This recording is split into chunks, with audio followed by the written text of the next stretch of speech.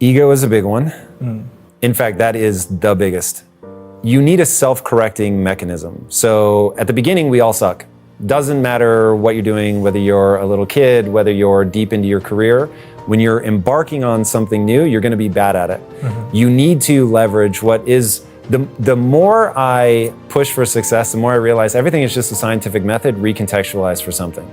You have a guess, you try something, you fail to some degree, you assess what worked, what didn't work, you then reformulate your hypothesis and try again. The problem is, if you think you're amazing and in failure it hurts who you are and your sense of self, you don't want to see the truth and you will hide the truth from yourself extraordinarily effectively, or you just won't try again. Oh, that didn't work.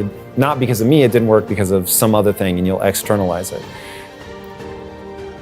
The flip side of that coin, though, is if you take everything on yourself, oh my God, I messed up, I made a mistake, I'm stupid, I'm wrong, I did this poorly, this didn't work because of me, then you won't try again because you've just completely deflated yourself. So you have to walk this weird middle ground of having an ego, but making sure that your ego is based on something that makes you stare nakedly at your inadequacies. And the only way to do that I have found, is to identify as the learner. So most people want to be right, good, smart. In fact, let's talk about Nietzsche. It's all will to power. Everybody needs to have that thing where they're like, because of this, I am a badass. This is why somebody at a toll booth or whatever flexes their muscle, or somebody at the TSA, I've recently traveled and people want to flex their muscle there. Because you need something that makes you feel like you have power. Will to power, like as you, look, I am brand new to Nietzsche. I don't want to make it sound like I'm a scholar here. But it was the first thing that allowed me to understand what's happening in culture right now, which is people fighting for ideas that seem to me self-evidently self-destructive, and I could not understand why they would do that. But once you realize that, oh, if I can't beat you in open competition, then I just want to tear you down. When you realize that need to show that you are powerful, to make progress, to strive for something, to be able to bend the world to you in some way, then you realize if you can't make that will to power serve something that's high functioning in terms of pushing you towards fulfillment, you're gonna be in a self-destructive spiral.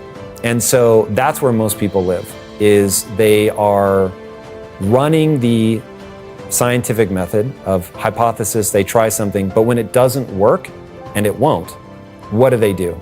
And if at that moment they realize, oh, I have this need to solve this, to move forward, to make progress, but I need to do that in a high-functioning, self-aware way, and the best thing that you can do there is see yourself, okay, I'm the learner, I want to see what I've done wrong, that is my will to power. My will to power is improvement itself.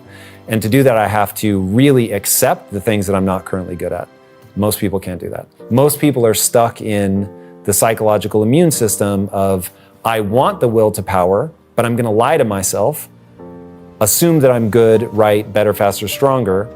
And for that all to be true, anything that is saying that I messed up or I'm bad, I have to knock down. And that's where people get in a self-destructive loop. Instead, you need to be asking, what can I do differently that would be more effective? So the reason that you've had as much success as you've had is because it's never enough for you. You're constantly frustrated. You want to do more. Like when I think about how much you do, it's very impressive. You hold a lot of things. The reason you hold a lot of things is because it's never been enough for you. You always want more. You always want to get better. So that's good, right? That ambition has led you to where you are. My ambition has led me to where I am. But sometimes it feels pathological. I feel like I'm too ambitious. I want too much.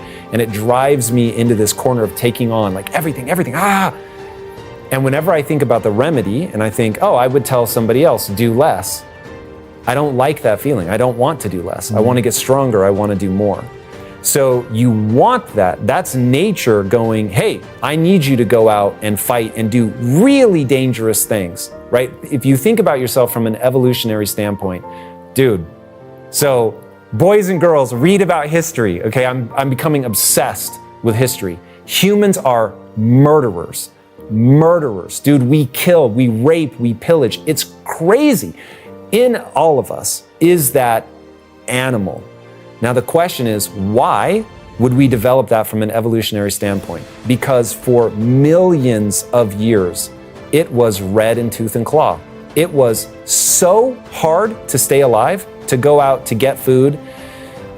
At the risk of derailing your answer, reading the book, The Empire of the Summer Moon, was transformative for me. It may be the book that made me fall in love with history, like just completely and totally. Because I realized the world used to be completely untamed. And that the Great Plains of America, which I had heard people refer to but never knew what it meant, there was a part of America that was so flat and there was basically nothing there that they referred to it as oceanic, meaning that it was like being lost at sea. It was just so big, so expansive, so open, so nothing, that to cross it was like trying to cross the ocean. Now, we conquered that. And when you think about what it would take for an animal to be so good that it can conquer every element of this planet, it is a level of intensity, beast mode, all of that, that in a modern context, one, is not celebrated, it's ridiculed, it's tried to be pushed out of people, but I think is actually incredibly powerful. It is the thing that's allowed us to create all of this, to travel to other planets. We've literally gone to other planets. Like, that's crazy. Yeah. So you've got this amazing thing that pushes you, but there becomes a point where it spills over into pathology and you start going, I'm a loser because I haven't gone to the moon yet. I'm a loser because we haven't colonized Mars. So you want it to push you, you want to be dissatisfied, but you want to recognize when it begins to diminish who you are. So you need to be able to stare into the abyss of the Great Plains and go, I need to become capable of crossing this thing.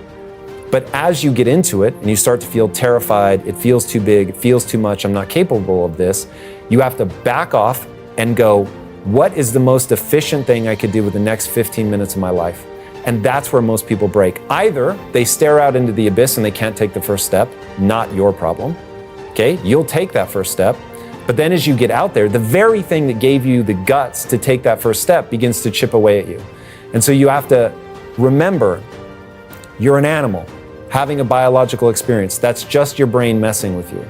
So do and believe that which moves you towards your goals. Once the pathology begins to spill into the motivation, back off. Don't allow yourself to give into it. Instead, and all I do in that moment, because I have a more aggressive negative voice, I think, than most people. It's why I keep pushing forward despite my success. But when it begins to diminish my sense of self, then I go, I don't allow myself to repeat that. Because you are what you repeat. You're gonna think it, don't worry about that. But you are what you repeat. And so if you start repeating, I'm a loser, I'm a loser, I'm a loser, then you're not gonna get better. So in that moment where my brain just starts going, you're a loser, you're not good enough for this, you're not smart enough, you're not strong enough, fast enough, whatever, I go, what could I do with the next 15 minutes to get a little bit smarter, a little bit faster, a little bit better? And then I get into skill acquisition mode. Once I'm in skill acquisition mode, boom, now I can move forward.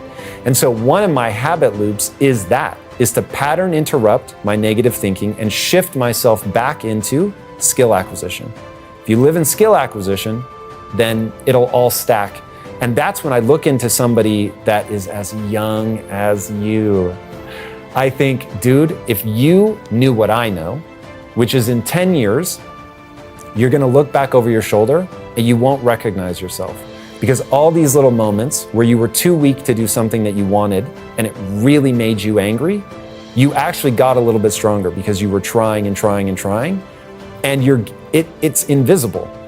But dude, when you have a 10-year window, it's really awesome. But you have to keep going.